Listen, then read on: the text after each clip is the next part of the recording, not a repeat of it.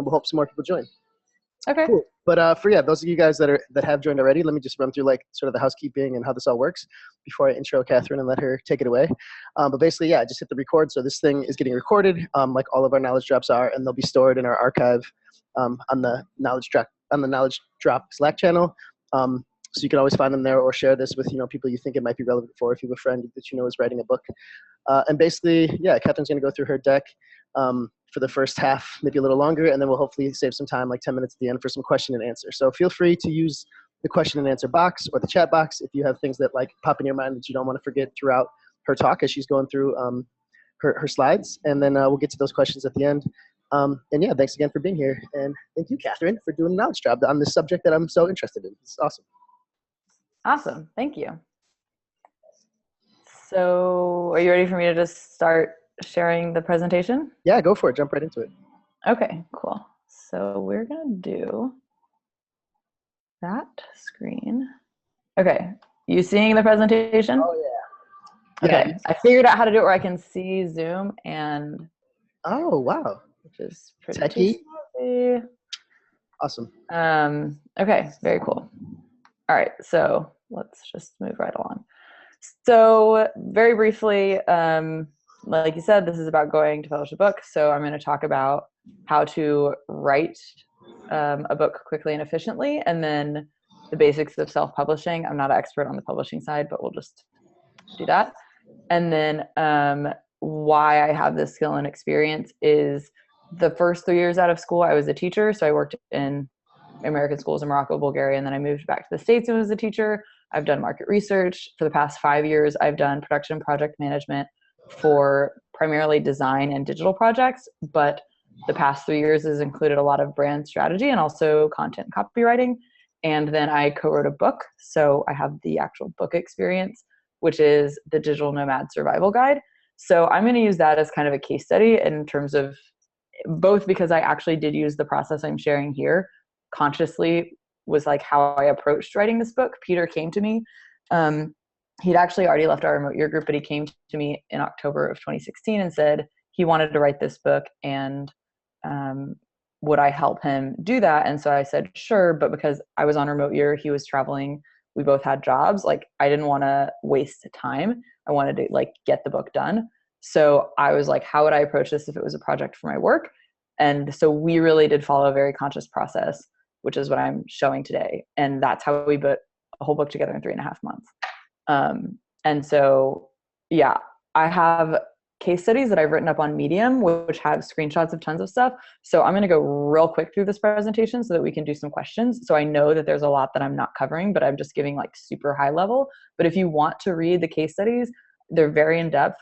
I have like the entire process written out. So please check out Medium, and like I have my info at the end of the presentation. You can look at stuff there and like ask me questions, but we wrote the whole thing remotely from each other. So it was all in Google Docs and Slack messages. And so you definitely can work on a project with somebody else and get it done no matter where you are and what you're doing. So the first step, like with any project, you need to define things really clearly. So just up front, go ahead and be super clear and write out like, what is your idea? What are you writing about? Who are you writing for? And what is the approach? And that approach can be anything from, is this somebody who's reading it as a total beginner, a newbie who knows nothing about the thing you're talking about? Like for us, we knew that these are people who are interested, but didn't really know things. So we needed to define a lot of terms or not use lingo or clarify information. Versus if you're writing for somebody who's already an expert in that field and you're just giving them additional information, like you may not need to go into as many details about the baseline stuff. So really know like what you're writing and who you're writing for, because that's going to really jumpstart the whole rest of the process. So for us, it was like cool survival guide, logistics, not inspirational, like not fluff, and remote year would be included, but not the focus. And so like we started off knowing what we were writing. Is the bottom cut off on your screen? Or is it all showing? Yeah, like the last line is like half cut off. I don't know. That's weird. Yeah. Okay, well, stay lovey. I don't know how to fix this. So then organize it. So this is where I kind of brought the brand strategy approach in, which is something that we do on our client projects. So like if we're doing somebody's rebranding or their new website, We really want to clarify all of these things, and a book is the same way. So what is the mission and objective of the project? How are you positioning yourself as an expert or person for this subject? Who are you writing to? What is the voice that you're using? What adjectives would somebody connect with either your brand or your book or whatever? And then the content itself. And the thing that gets cut off there is saying, create a detailed content outline and plan out your process. And so just really like, I'm a really firm believer in writing things down, because even if you think something's clear in your head, if you've written it down and you're looking at it and potentially someone else is looking at it, then there's like really no ambiguity of what you mean. And the more you specify, the more you can be like, okay, like this is definitively the way that I'm approaching this. So for us, we really try to define what exactly is this book. And then we had adjectives like, we want to be intellectual and friendly, but not silly. And we want to, whatever. And so you like think of specific words that work for you. And then for us, in terms of organizing the content, we wanted to define how each chapter would look so that we knew how to write once we got to that step. So we knew we'd start with a question. We'd then talk generally about what we were going to do. Then we'd go into the subsections, have quotes, have like resources we were referencing, apps we were listing, and then personal insights would always be separated so that the content in the chapter was clearly general information, whereas Katherine says, I do it this way, is a clear differentiated comment. And then at the end, we'd have a summary saying, these are the 3 or 4 points that you need to take away. And then, of course, you can see on the right, this is the beginning of the outline for the book saying, okay, finances will probably have these 3 things, transportation will have this. And so this was like an early stage of that. In parallel path with that, once you've kind of defined what is this book about and what is the brand of the book, that begins to talk about how it's going to look. So what is the cover of this book that communicates a lot to your audience? And so you want to think consciously, and that it still might be cheap. It might be something somebody does for free. It might be something that you make. It might be something that you hire somebody. We hired somebody, Lauren Holm, who's an illustrator that we met through Remote Year. But you need to kick them off as though it's a real project, because it is. So similarly, I created a brief that included the key selling points for the book, an audience so that she knew who we were trying to market to, the tone of what we were going for so that the visual voice was similar to the word voice, our initial thoughts of what we wanted on the cover. Like, it's a digital nomad book. It's probably about the world and like working, but also other stuff. The specs and dimensions, we'd already done the research to know that we wanted to start on Amazon. So I was able to say, okay, Amazon says the cover needs this pixel by this pixel. It should be this format, like blah, blah, blah. And then the content and the copy for the cover. So again, like we had an idea of what we wanted and like the name of the book and our names. And then you create a Pinterest board, because artists are visual people. They're making a visual thing, like show them visually, like what do you like? What do you not like? What exists that's similar, because something does exist that's similar, and how do you want to be similar or different from that? And then just go over all of that with your artist, and at the bottom it's cut off. But I really strongly believe that you need to respect the time and expertise and work of the person that's working with you, regardless of your relationship and what you're paying them, or in particular because of those things, and just treat them like a professional doing work for you. So this was a snapshot of our Pinterest board. So we had both digital nomad products and survival guide products, so that we had those reference points. And we also showed Lauren some things from her portfolio that we liked, because of course, if you're hiring a particular artist, then the work that they do, you should talk about what in their portfolio and their skill set you like.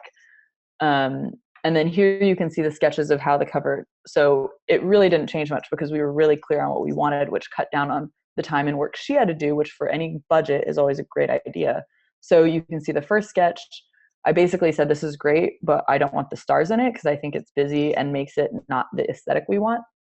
And so she took that. I took it out in the second one to show her how I wanted it.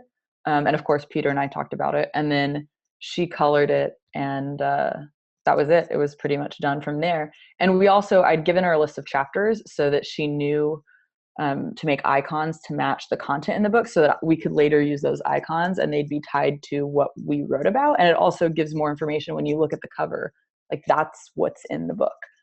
I think it turned out amazing, by the way. It's just my opinion. Yeah. I loved it. We were so happy.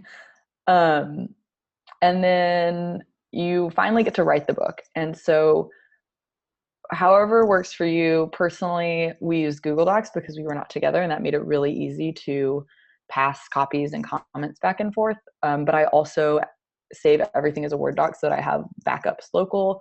I also work in Evernote a lot. I've never used Scrivener, so whatever. Personally, the way we did it is we made a Google Drive folder for the book and then made a new doc for every chapter so that it was really clear we could like reorder them, or I could work on one and he could work on a different chapter that was like being in each other's space. And because we already had like a super detailed content outline that had the chapter, the subsections, and like I had been dropping in, oh, I know I want to reference this blog post, or like we talked about apps we wanted to use. So that was already in the content outline from step 3 or 2 or whatever. And so it was really easy. I would just copy and paste the outline into my Google Doc for a chapter. And then I'd be able to see these are all the sections. These are all the notes I have. These are the links I'm going to reference. And then I could just write really quickly and in a couple hours come up with a first draft of the chapter because like everything was just there. I just had to write the sentences. And then if you're working with someone, you have to figure out a workflow in terms of who's doing what, when you're going to pass it and edit it. If you're doing it by yourself, I still think it's good to establish a workflow and then know when you're going to write it, take some space, come back, like, and then review it to make sure that it still sounds like one voice. Because even one person writing can have a different voice in one chapter and another. And so it's really important to make sure that each chapter is a very similar approach. And we even had one chapter that was different. And at the beginning of that chapter, I said, this chapter is a little bit of a different approach than the others because of the content in it. But yeah, so these were kind of like, I just save everything out a bunch of times so that I knew that if we changed stuff, I could always find the early versions. And then you can see when we started putting the book together. And then it's time to edit it. Obviously, editing is hugely important. We hired a copywriter friend of mine from college to edit it so that even though I do write and edit for work, because I was writing the book, I just knew that I wanted someone who wasn't knee deep in it to edit it. And so we sent through a chapter and that in-depth content outline for her to get a sense of the scope of this book. And then I kind of was able to say, I'm pretty sure we're good on content and tone because we've been working together and we know what we're doing and we have most of it done. So we just kind of needed a basic editing job, which is obviously easier than somebody who's giving you feedback on the actual what's in the book. And if it needs to be edited for the voice and structure throughout, like that's considerably bigger workload. And just know up front, like how many rounds of edit and review are you going to have? What's the timeline of when you're giving it to them and where they're getting back to you? Like a week or 2 might not sound a lot, but like I'm editing a cookbook right now and it's going to take me at least like 10 to 15 hours. And that's like, even in the course of a few weeks, like it's a lot to fit into my schedule. So like, you just need to have a conversation about that up front. And again, like be respectful. And the last thing is formatting. So this research should be done upfront to a certain extent, especially for the cover design, but knowing like what platform you want to work with, like the agreements and exclusivity rights. Like we had on Amazon, we did KDP upfront, which like has very certain profit tiers based on the price of the book. And like we couldn't publish it elsewhere for the first 3 months because we were in this, but not all Amazon is that, but that particular way we signed up with Amazon. But it allowed us to do sales and some other things. So whatever. And then just knowing like, are you going to upload it as a Word doc? Do you need to upload it as some Mobi file? Like blah, blah, blah. Just research that stuff. It's not complicated. All of the sites have it. You just have to do the work and figure out like categories you're putting it in, like what's the best way to optimize getting people to view it. Like you can go down the rabbit hole as much as you want. What categories did you guys do? Oh, Peter did all the research on the platforms and stuff. I think we're in like Indonesia and bed and breakfasts and like something else. It's like not exactly right, but kind of accurate, but it allowed us to be a bestseller for a lot of the time, which is good. So that research was like important, like. Yeah, I mean, it's the kind of thing that like you want it to be relevant and not seem like a totally garbage thing that you made up. But yeah, I think it is productive, and we definitely need to improve on the marketing side of things. But We did, I'll get to it next, but we did do a decent job, I think, of getting it promoted. In terms of formatting, we used an app called Vellum, which you just download for free. And then you can format it and upload like the files, and you can see on the far right hand, like you can set it as Kindle, you can set it as iPhone, iPad, whatever. And that way you can see how it looks on all of the various devices, which is important because you may realize that you wrote in like huge paragraphs that look atrocious on the actual device. And like, you don't want to torture your reader. They won't keep reading. So making sure things look nice and are set up like is important. And then you only pay when you export the file, like $30 or something. And so that was how we did that. And then the launch. This is something you probably should be doing. It's Vellum, everybody. Vellum. The launch you should be prepping for ideally like weeks and months in advance. We did the whole thing in 3.5 months. So we really didn't do the promotional stuff as early as we should have because we just like were hard pressing to get the book done. But ideally, like well in advance, you want to start building a mailing list around it, talking to your mailing list. I don't know that much about mailing lists, but everybody talks about them. And I think they're important probably too.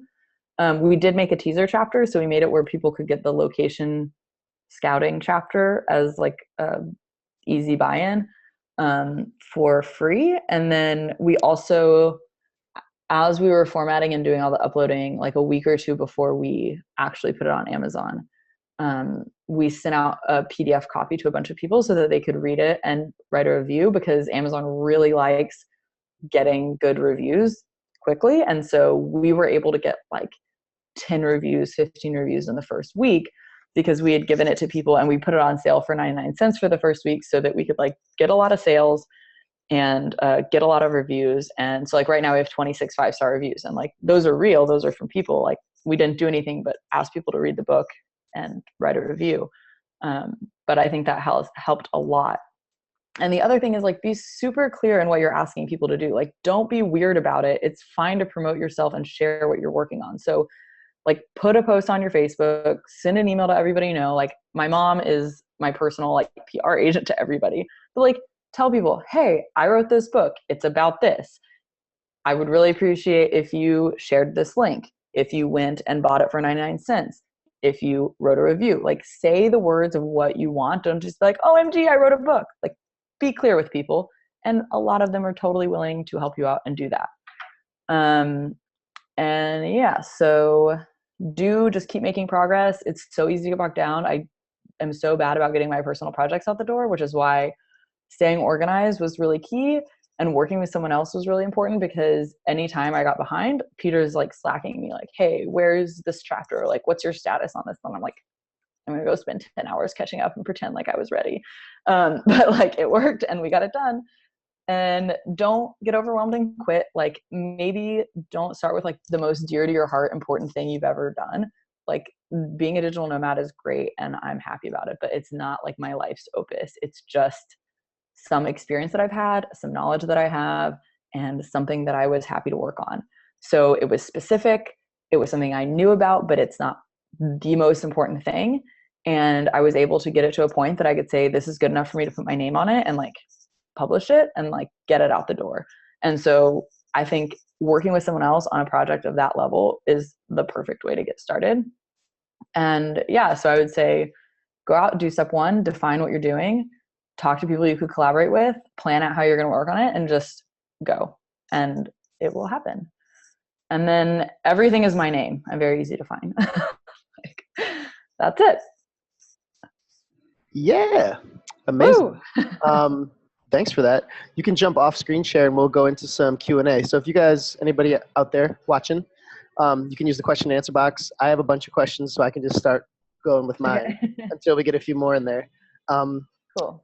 One question that I have is, like you spoke to it a little bit, but basically just like if you can elaborate a little on like how important you felt like the partnership was, just as far as like that accountability piece and like the, sort of driving you to stay like on task and getting things done. Because I feel like that is like such a key thing that like is maybe the reason why like I think about writing a book a lot but haven't ever done anything towards writing a book, is because like nobody's like hitting me with an email like, where's that part of the book or whatever.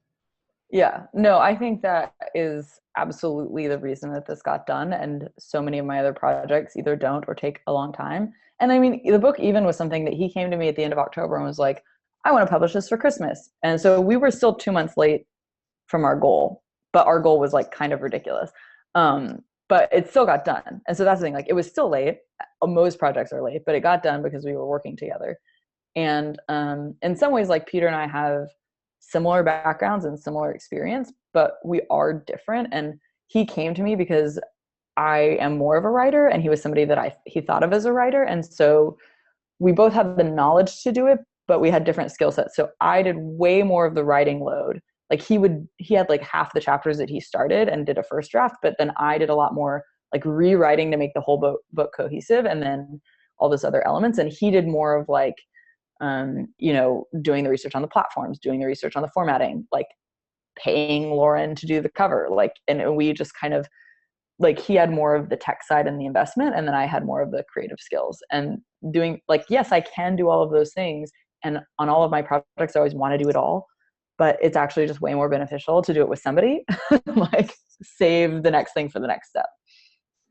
That was kind of like also leading into my like other question that I have is like, just in terms of tone and voice, like did you because you did the bulk of the writing become like voice dominant, or how did you guys decide like what's the main voice? Was it some like mixture of your two personalities, or did it end up just ultimately feeling kind of like you? Well, so in that early stuff where we were talking about the voice, that was something that I wanted to be very clear on, since there were two authors. And so right up front, like I said, how we organize, this is the content in the chapter. It was like, are we going to say we, or is it going to be a general voice? Are we going to say you? Is it going to be this? And that's how we decided up front that occasionally we would say we, but it would usually be more of like, not didactic, but still like, you should blah, blah, blah, blah, blah. And that way the personal things came in terms of, um, like Katherine says, I do this and this, and that's where you'd hear my voice. But we really tried to write it in such a way that it didn't have one or the other too strongly. We already defined the tone of how we were going to write it anyway. Cool. So like, yeah, your voice came out mostly in those like anecdotes of like Catherine says, blah, blah. Yeah. Yeah. Awesome. We got a question here from Allison. She says, at what stage do you need to get legal consult for intellectual property of your work? And did you do that? I mean, I guess like, well, we didn't have any legal consult, first of all, but I think, I mean, in terms of on Amazon, I think the way you upload and everything else, like I think you just like, you maintain the rights to your work and your name is on it and everything like that. Like in terms of being Peter, like I guess technically like he uploaded it, so it's on his account, but both of us are credited in the book. Both of us are credited as authors on Amazon. And so I don't think there would be any issue with that. And I mean, I think most of the platforms are very clear in terms of like the degree to which your work is your work, and the platform is getting a cut for the marketing and whatever. Cool.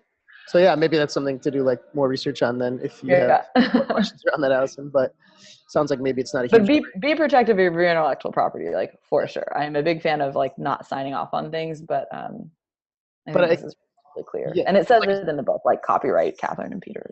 Yeah, there's a certain amount built in just by publishing it with your name on it, I think. Any last questions out there?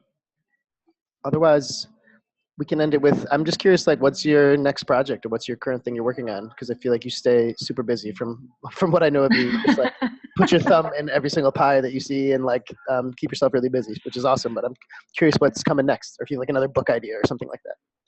I am busy. I have a few pies. One is I recorded a bunch of interviews with people so far just from remote year. Hopefully just in life more people will be part of it, but for a podcast I'm calling it Modern Work. It's basically just like, what is your job? How do you do it? But also kind of going back to like when you were a teenager, like how did you get to that point through your education and other work experience? I don't know if it's interesting to other people, but I'm very interested. I find that very interesting. Yeah. And like you hear crazy stories of like little and big ways that people end up doing really interesting things. And most people's jobs aren't something that existed before. So it's interesting to see like, how did life build to something that didn't exist 5 years ago or 3 years ago? So I'm working on the podcast. I'm trying to get a sound engineer to help me just make it not sound bad. If anybody knows anybody, I just need to get this thing out the door. So that's one thing. Do you have a partner for that too, or are you doing that? I don't, which is the mistake. It's just me. So that is one thing. I am trying to, because I'm still traveling, I've been a digital nomad for like 3 years now. And so I'm going to a travel blogger conference. So I've got to redo my website. I've been writing on Medium a lot, but I'm trying to make it where I write on Medium, but also have a website that's more established, less on like yay travel or like go digital nomad, and more on like really thoughtful ways to travel and to engage with culture and to have a learning experience. And way less on like deals and what's cool and how to party, and more thoughtful, because that's how I do it. Cool. Do you already have a domain for that? Is that just like Katherine.Conaway.awesome, or what? Where are you? I have, my domain is katherineconaway.com, and I have a website, but it's a pretty static, just like here's information about me. But I need to kind of reset it up and rebrand more towards what I'm trying to do, and then I will have, I guess, a blog on there. But I don't want it to be like a blog, but essays or something. But yeah, it'll probably just be my name in a rebranded format. Yeah. Well, cool. Let the remote year nation know when we can jump in there and support you and hit whatever like button there is. Awesome. I will. Thank you. Yeah, but yeah, thanks again for joining us today, and kind of in the interest of just keeping this in half an hour, I think we'll wrap it up at that. Thank you guys, everybody else that joined the call, and hopefully took something away from this. I know I did. It's very interesting to me. Hopefully I will stop thinking about writing a book and actually start writing a book at some point. But yeah, for now, read the case studies on Medium. They're very helpful. Awesome. Yeah. All right. Thanks again. We'll see you guys at the next Knowledge Drop.